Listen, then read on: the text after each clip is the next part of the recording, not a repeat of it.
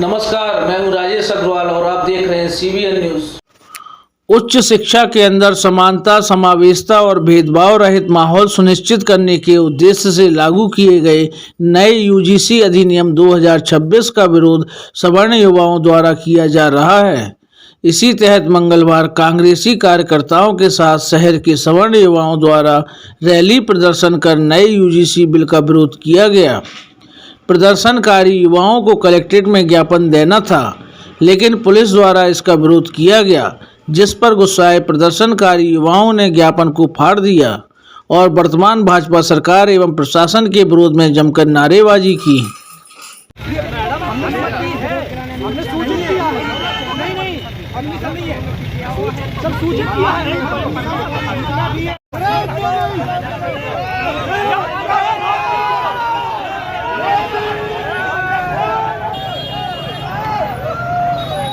ये आपकी पावती है, अनुमति नहीं है रैली निकालने की।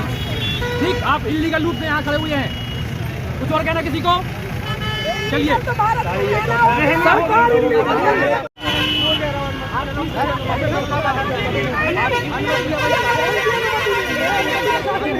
तो किसी को मार डालेंगे क्या जाके?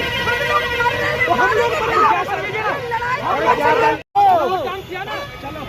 चलो मोदी नहीं चलेगी।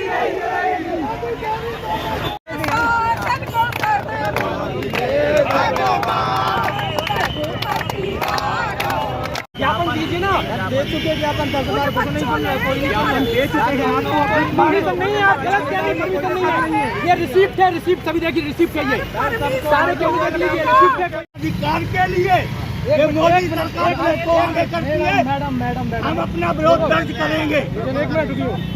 जिस दिन बंदूक के लिए आवेदन, मेरा नाम सचिन राजा चौहान है। संबंध में आप लोग प्रदर्शन कर रहे हैं, क्या परेशान? भैया, आज आपने जो देखा है कि UGC का जो नया कानून आया है वो स्वयं विरोधी कानून है। केंद्र सरकार को स्वयं अब इतने चुभने लगे हैं कि वो हम लोगों को अब देश से निकालने का काम कर रही है। जिस समाज ने इस देश के लिए अपने प्राण, जमीन, जायदाद, रियासतें दान में दी, जिस समाज ने सबसे आगे रह के इस भारत को अखंड बनाने का काम किया है, आज उसी समाज को उसके अधिकार और सम्मान से वंचित किया जा रहा है। जब स्वयं समाज सड़कों पे उतरता है तो आपने देखा कि पुलिस प्रशासन कैसे हम लोगों को रोकता है, हमारे अधिकार और सम्मान से कैसे हम लोगों को दूर भगाता है कि हम अपने अधिकार और सम्मान के लिए नहीं लड़ सकते हैं। UGC में जो नया कानून आया है उसमें आपने सबको स्थान दिए, सब स्वर्ण को छोड़ के। क्या स्वर्ण इस देश में अपराधी है? क्या आतंकवादी है? क्या वो कोई आतंकवादी है? स्वयं समाज आपने उसको टारगेट करने के लिए एक कानून बनाया है। अगर कोई झूठी कार्रवाई करती है तो उसके ऊपर कोई भी कार्रवाई नहीं होती है। अगर मैं UPSC का, अगर मेरे भाई मेरी बहन कोई सिविल इंजीनियर का या सिविल सर्विस का कोई भी आप प्रिपरेशन करते हैं, अगर उनके ऊपर एक झूठी मुकदमा करवा दिया जाएगा तो उनका तो जीवन खत्म हो जाएगा। हरिजन कानून कम था क्या? स्वयं समाज अभी कम प्रताड़ित हुआ था कि हरिजन एक्ट से कितने निर्दोष पकड़े गए, उसमें कितनों को फंसाया गया। अब वही राजनीति आप विश्वविद्यालय में लेना आना चाहते हैं। ज्ञान और संवाद का केंद्र है विश्वविद्यालय, जहाँ पे आप ऐसी राजनीति और जातिवादी ओछी मानसिकता लेके ये केंद्र सरकार और मोदी सरकार आ रही है। प्रदर्शन के दौरान आप लोग भैया रहे हैं, हम लोग आए, हम अपना विरोध अपने अधिकार सम्मान के लिए नहीं लड़ सकते हैं क्या?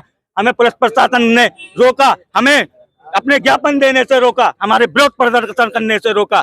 हम अपने अधिकार और सम्मान के लिए क्या अब रोड पे भी नहीं आ सकते हैं क्या? स्वयं समाज अब इतनी चुभने लगी है केंद्र सरकार को कि हम लोगों को अब रोड पे भी नहीं आने दे सकती, कि अधिकारों से नहीं देने चाहती। तो हम तो कहते हैं ना मोदी सरकार से कि हमें दूसरा राष्ट्र दे दो, हम दूसरे राष्ट्र में रह लेंगे, मगर हमारा अधिकार और सम्मान हमें चाहिए।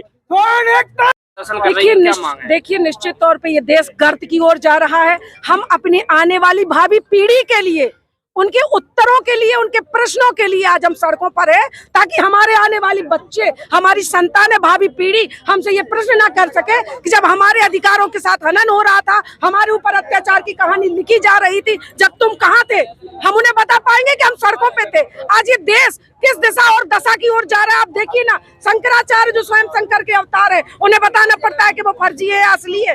मोदी जी तय करेंगे, आज ये प्रशासन तय करेगा। और यहाँ ये बच्चे जिनके अधिकारों के हित के लिए आज सड़कों पे उतरे हैं, ये बच्चे नहीं चाहते हैं कि हमारे साथ भेदभाव हो। आज प्रशासन इनके साथ दोहम दर्जे का भेदभाव कर रहा है, इनको इनका विरोध प्रदर्शन नहीं करने दे रहा। अगर हमारे पूर्वजों ने ये देखा होता जो हमारे प्रशासन कह रहा है। अगर संविधान और संविधान के साथ अगर आज आजादी की सांस हम कैसे ले रहे होते। हमारे पूर्वजों ने जो किया, अंग्रेजों से लड़ाई के लिए साम दाम दंड भेद करके गुजरे, तब हम यहाँ आजादी की सांस ले रहे हैं और हम आगे आने वाली पीढ़ियों को आजादी की सांस के लिए ही यहाँ लड़ रहे हैं। पुलिस प्रशासन को धाराएं लगानी है वो धाराएं लगा ले, उन्हें जेल में डालना है वो जेल में डाल दे, हम उनकी जेल का भी वो देख लेंगे कितनी ऊंचाई है। आज हम सब केवल और केवल मोदी जी के काले कानूनों के लिए बैठे हैं। आपने देखा ये देश वो है जहां किसानों के लिए सड़कों पे कीलें बिछा दी, लगातार 1 से लेकर 2 वर्ष तक हमारे किसान संघर्ष करते रहे। ये महिला विरोधी सरकार है, ये किसान विरोधी सरकार है, ये युवा विरोधी सरकार, ये छात्र विरोधी सरकार है। ये देश को पहले हिंदू मुस्लिम की राजनीति में बांटती है, अब आपस में सवर्ण और ओबीसी को बांट रही है केवल। और एक तरफ कहते हैं बटोगे नहीं तो कटोगे, और दूसरी तरफ खुद बांटते हैं। एक तरफ सनातन यात्रा निकालते हैं, एक तरफ हिंदुओं को एक करते हैं और दूसरी तरफ हिंदुओं को आपस में लड़वाते हैं। एक तरफ हिंदू मुस्लिम को अलग कर दिया, राम मंदिर का मुद्दा खत्म हो गया, आपस में लड़वाने लगे। ये केवल जातिगत जहर घोल रहे हैं। ये देखिए ना, ये दौर हमारे अम्बेडकर का संविधान निर्माता का सब सम्मान करते थे, पर ये देश उस दौर से गुजर रहा है जहां ऐसी भी घटनाएं आने लगी हैं। ये किनकी ओछी मानसिकता है? कौन कहता है? हम गर्व से कहते हैं कि हाँ, अम्बेडकर ने संविधान लिखा और उस संविधान में हम लोगों को हमारे अधिकार, नियम, कानून, सिद्धांत सब कुछ दिए। हम संविधान के दायरे में ही काम करेंगे। लेकिन ये देश गुलाम था, ये देश गुलाम था।